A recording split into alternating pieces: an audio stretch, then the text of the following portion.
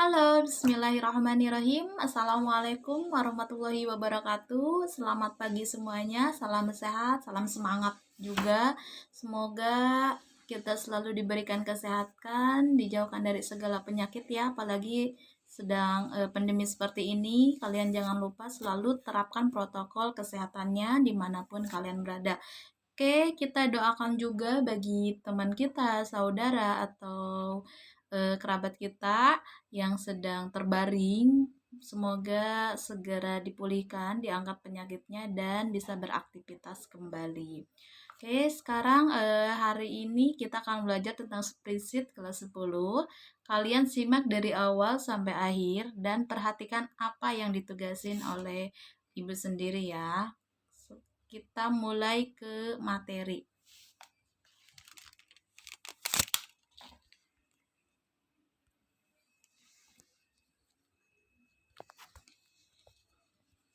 Oke, di sini kita akan bahas KD 3.1, menerapkan paket program pengolah angka atau spreadsheet yang ditetapkan oleh perusahaan. Jadi di materi hari ini kita hanya teori dulu ya. Untuk minggu depan baru kita ke praktek pengolahan datanya gitu. Jadi sekarang hanya perkenalan dulu apa sih spreadsheet gitu, apa sih SOP yang mungkin masih asing di telinga kalian. Kayak yang pertama, pengertian SOP. SOP itu panduan proses kerja yang harus dilaksanakan agar memperoleh hasil kerja. Jadi SOP itu panduan proses kerja gitu yang harus dilaksanakan agar memperoleh hasil kerja yang maksimal atau diinginkan. Pengertian dari atau singkatan dari SOP itu standar operasional prosedur ya. Mungkin kalian masih bingung gitu SOP itu apa. Selanjutnya SOP itu dibuat dan didokumentasikan secara tertulis yang memuat prosedur atau alur proses secara rinci dan sistematis. Kita lanjut. Mungkin masih bertanya juga kenapa sih harus ada SOP gitu dalam dunia pekerjaan. Jadi kenapa sih harus ada SOP itu sebagai standarisasi cara yang dilakukan pegawai dalam menyelesaikan pekerjaan. Jadi itu standarnya seorang pegawai gitu, mengurangi kesalahan atau kelalaian. Jadi SOP juga membantu staf menjadi mandiri dan tidak tergantung pada intervensi atau manajemen sehingga akan mengurangi keterlibatan. Di sini tuh SOP tersebut kenapa diadakannya supaya tidak untuk mengurangi keterlibatan pimpinan juga gitu dalam pelaksanaan proses-proses sehari-harinya gitu.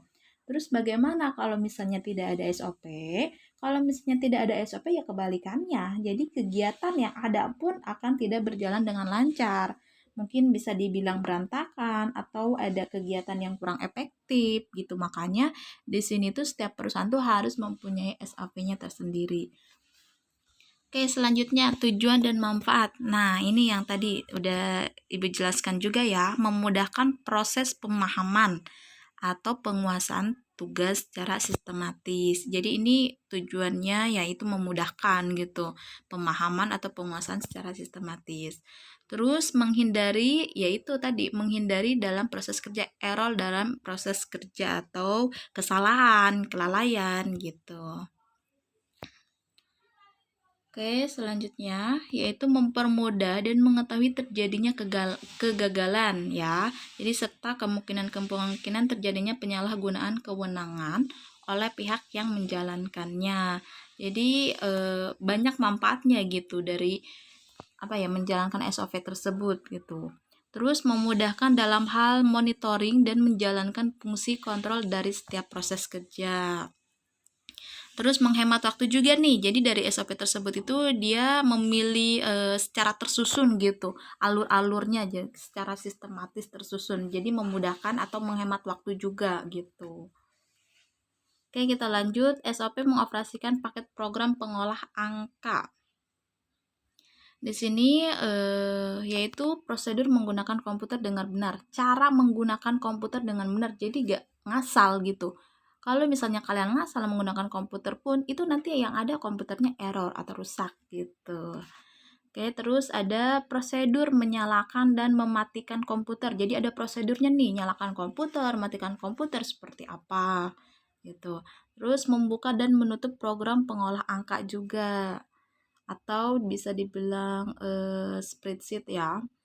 Terus mengenal area kerja program pengolah angka. Jadi di situ tuh disusun atau dikenalkan gitu program area kerja pengolah angka atau spreadsheet.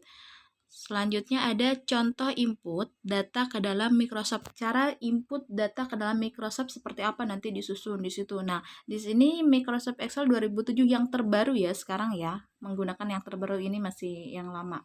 Oke, kita lanjut. Nah, dari spreadsheet itu biasanya sebagian perusahaan itu kebanyakan menggunakan Microsoft Excel, dan di laptop pun gitu banyakan menggunakan aplikasi Microsoft Excel. Nah, sekarang udah mulai canggih ya, di HP pun udah mulai bisa gitu. Kamu nggak ada laptop, di HP pun bisa kerja gitu pakai Microsoft Excel tersebut. Udah ada aplikasinya sekarang. Oke, selanjutnya apa sih pengertian spreadsheet? Jadi spreadsheet itu lembar lembar kerja ya, atau software untuk menangani atau mengolah data dalam bentuk baris dan kolom. Nah, jadi dari spreadsheet tersebut itu untuk menangani dalam bentuk baris dan kolom atau statistik, terus tabel, gitu, diagram dan sebagainya. Nah, data dapat berupa angka, teks atau rumus-rumus. Nah, terutama dari rumus-rumusnya ini yang paling identik itu dari Excel tersebut. Nah, kalau misalnya kamu buat semacam kayak gaji karyawan, total gaji karyawan misalnya minta ditotalin rata-rata, itu kamu nggak ngitung pakai kalkulator, itu udah ada rumusnya gitu di situ. Mungkin untuk rumus-rumus dari spreadsheet tersebut kita bahas di pertemuan-pertemuan berikutnya. Jadi sekarang hanya karena pertemuan pertama nih, jadi Ibu cuma mengenalkan dulu gitu tentang spreadsheet tersebut. Oke, kita lanjut, yaitu jenis spreadsheet. Nah, jenis spreadsheet tersebut itu biasanya itu menggunakan software spreadsheetnya itu Excel. Kalian bisa lihat di atas, udah ada di layar kalian kiri ya. Itu bentuknya atau lebih ke logo Excel itu di laptop seperti itu gitu. Pasti gak asing lagi mungkin kalau yang punya laptop ya, udah tahu mungkin. Oke, kita lanjut.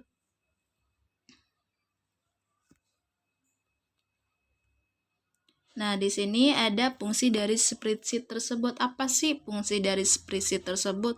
Yaitu membuat tabel. Nah, selain membuat tabel, bisa melakukan perhitungan yang menggunakan tabel atau tabulasi.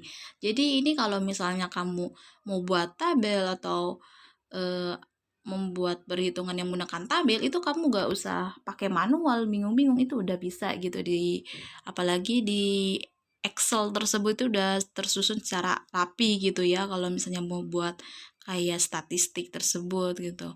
Terus laporan keuangan, penjualan, pembelian, grafik dan sebagainya. Nah, terus yang paling utama itu menghitung rumus statistiknya gitu. Kebanyakan orang menggunakan Excel itu yaitu jadi untuk menghitung rumus statistiknya. Oke, selanjutnya pemilihan produk paket pengolah angka atau spreadsheet ya. Jadi lebih mudah mengoperasikannya, yaitu tergantung kebiasaan kita menggunakannya. Jadi kamu harus terbiasa nih, kalau misalnya kamu cuma sebulan sekali, terus itu pun cuma beberapa menit doang mengoperasikan komputer, laptop gitu. Terus terutama Excel gitu, menggunakan lembar kerja Excel, itu ya kamu pasti kesulitan gitu. Jadi kalau misalnya teknologi itu tergantung kita, keseringan kita gitu menggunakannya atau mengoperasikannya, pasti lebih mudah gitu. Apalagi kalau biasanya teknologi seperti ini tuh lebih otodidak tuh lebih cepet gitu. Biasanya orang-orang tuh banyaknya otodidak gitu. Yang penting kita sering menggunakannya. Kadang kan suka kotak-katik gitu. Oh, ini baru nemu rumusnya, oh ini gitu. Oke, kita lanjut. Nah, di sini ada fitur menu dalam aplikasi pengolah angka. Nah, fitur menu dalam aplikasi pengolah angka atau Excel ya, kalau kalian buka Microsoft Excel, ini tampilannya seperti yang ada di layar kalian tersebut nih. Nah, di situ ada kotak-kotak, kamu mungkin masih bingung apa sih kotak-kotak tersebut gitu. Oke, yang pertama itu ada tuh di garis A, yaitu buat penunjuk sel ya. Yang ada di garis A itu buat penunjuk sel.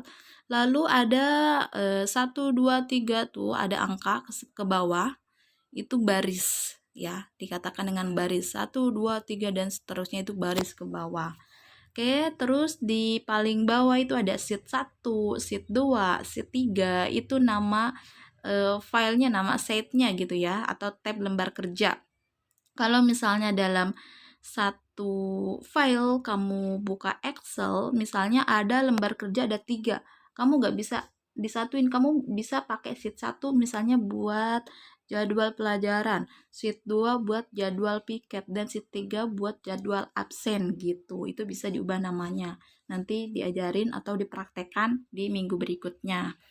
Oke, lanjut, di atasnya itu ada baris rumus. Nah, biasanya itu untuk rumus-rumus, tapi kadang untuk rumus itu ya mungkin nanti kita ajarin di berikutnya ya, biar lebih jelasnya. Kalau sepotong-sepotong kalian gak bakal paham. Nah, terus kotak-kotak itu dinamakan dengan sel ya. Nah, lanjut itu ada di atas A, B, C, D itu dinamakan dengan kolom. Oke, untuk pelajaran atau teori dari spreadsheet tersebut sampai di slide ini gitu. Nah, untuk tugas kalian itu kalian lihat di deskripsi ya. Untuk tugasnya kalian lihat di deskripsi ya, dijelaskan perintahnya, suruh apanya gitu. Kalian baca, simak baik-baik gitu. Oke, nanti dikumpulkan lagi seperti biasa, yaitu di Google Classroom. Oke, mungkin cukup sekian yang bisa Ibu sampaikan. Kurang lebihnya mohon maaf. Wabillahi taufiq wal hidayah. Wassalamualaikum warahmatullahi wabarakatuh.